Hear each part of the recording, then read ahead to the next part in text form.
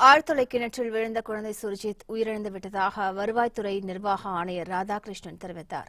உடல் சிதைந்த நிலையில் மீட்கப்பட்டதாக அவர் அதிகாரப்பூர்வமாக அறிவித்தார்.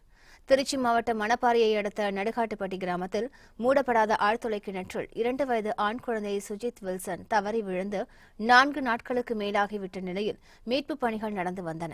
இன்று அதிகாலை 2:30 மணி அளவில் வருவாய்த்துறை நிர்வாக ஆணையர் ராதாகிருஷ்ணன் செய்தியாளர்களை சந்தித்தார். அப்போது பேசிய அவர், ஆழ்துளை கிணற்றில் விழுந்த சுர்ஜித்தை மீட்க அனைத்து நடவடிக்கைகளும் எடுக்கப்பட்டு வந்தது. இந்த நிலையில் ஆழ்துளை கிணற்றில் இருந்து நேற்று இரவு 10:30 மணி அளவிலிருந்து அழுகிய வாடை வந்ததாகவும் குழந்தையின் கை சிதைந்து விட்டதாகவும் தெரிவித்தார். இந்த அக்டோபர் 25க்கு அந்த சிறுவன் சுஜித் இந்த ஓப்பன் போர்வெல்ல விழுந்ததை அடுத்து நம்ம பகிரீத முயற்சி எடுத்த பின்பும் இதைத் தொடர்ந்து பேசிய மாவட்ட ஆட்சியர், ஆழ்துளை கிணறு தோண்டப்பட்ட குழி சிமெண்ட் கான்கிரீட் போட்டு மூடப்படும் என்றார்.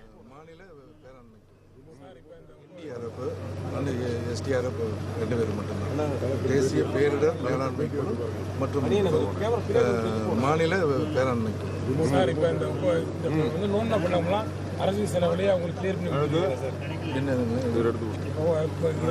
இருக்காங்கல்ல, அதை திருப்பி மூடி தருவீங்களா? 2 மணி நேரத்தில் மூடிடும். நான் மூடிட்டு தான் போவேன் இந்த இடத்துல. சரி, அதை மூடிட்டு அது மாதிரி எப்படி சார் அது பாதுகாப்பு உறுதிப்படுத்துறீங்க?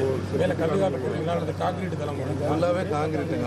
ஆமாம், ஃபுல்லாகவே காங்கிரீட் தான் போடுறோம். கீழே இருந்தே மேலே வரைக்கும் மண்ணை கொண்டு மூடப்படுவது.